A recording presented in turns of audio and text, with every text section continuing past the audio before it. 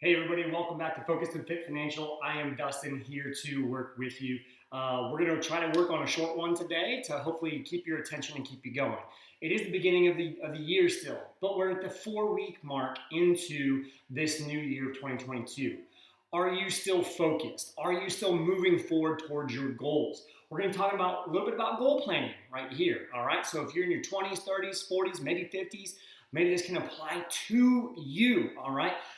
If you haven't already, please go ahead, like this video, and then go ahead and click subscribe down below. Really would love to be able to help reach other people and get some of this information out, whether it's today's video, previous videos, or upcoming videos.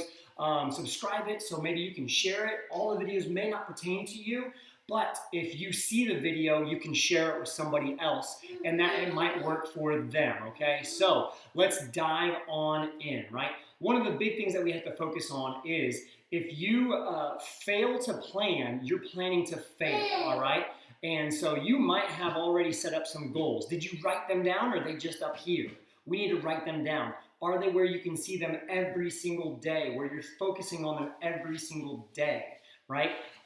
So like if we're not focusing on them every single day, we're not going to reach towards those. They need to be on the forefront of your mind, not on the back, okay?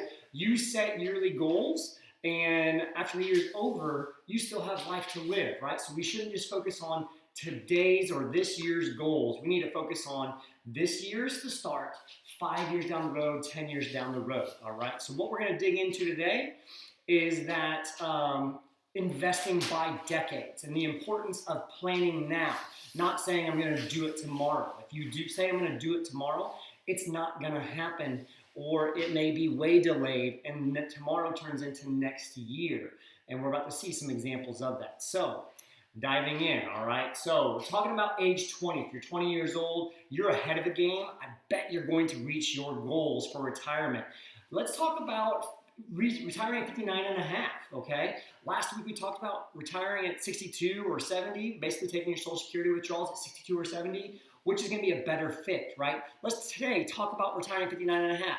You'll be younger, you'll be more mobile, you'll be healthier, less doctor's visits, you'll get around, okay? So let's talk about retiring at 59 and a half. What does that look like depending on what decade you're in, and if you can start saving and investing now, all right? If you're in your 20s, starting at the age of 20 until the age of 59 and a half, if you were to invest $311 per month and you got an 8% return, we're gonna talk about 8% today.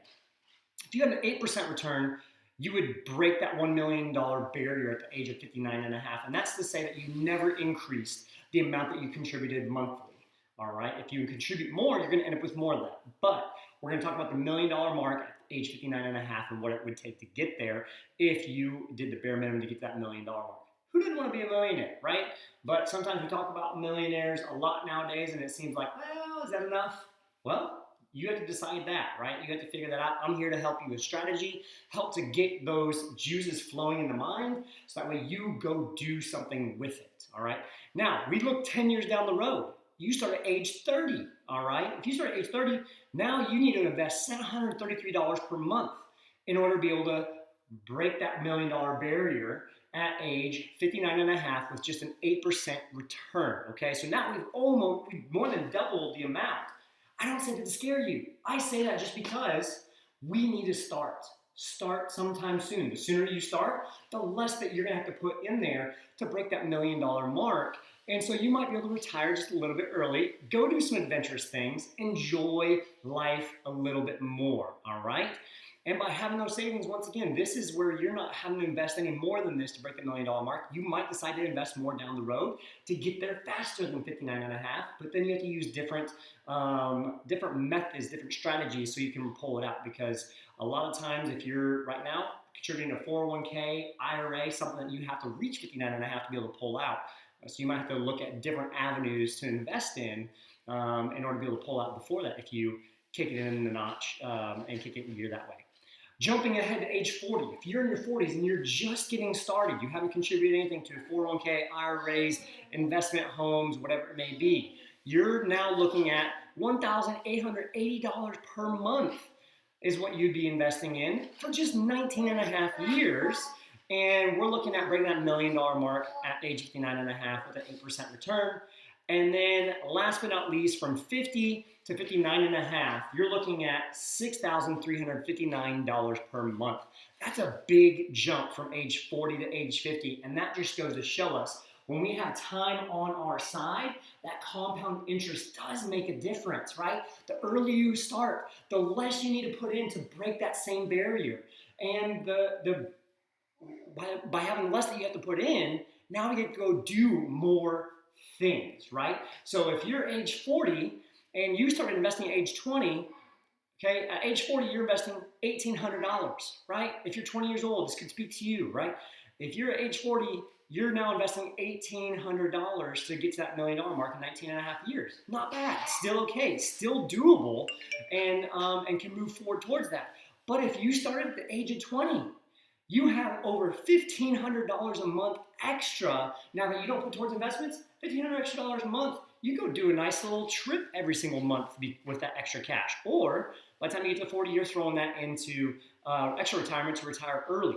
There's lots of rooms to play around. So we're looking at the sooner you start, the quicker you might be able to get there if you throw more at it, or the sooner that you start, the less that it's going to take from that monthly budget to get there. And by the way, not to mention, when you get to 59 and a half, you might have a paid off house. So now your budget expenses for the month are a little bit lower. But one thing I want to take on is and try to make sure that we look at is you have to strategize. You have to plan. You have to set goals. Change your state of mind. Say I can. Say I will. Make some of these things an automatic withdrawal from your check before it makes it to your bank account. So that way these things are automatically happening for you. Here's an example. I'm going through this weekly seminar, or the seminar this week, and one example that he used was close your mind. All right, close your eyes. Close your eyes real quick. All right, so you're closing your eyes and you're taking a look around, and you're thinking about all the different things that you could be doing, right? All the different things. What you set your mind on, what you focus on, is what you're going to do. So if we lose focus of our goals, go ahead and open your eyes. If you lose focus of your goals for 2 or 3 days, then what's going to happen is things are going to not happen the way that you want them to, right?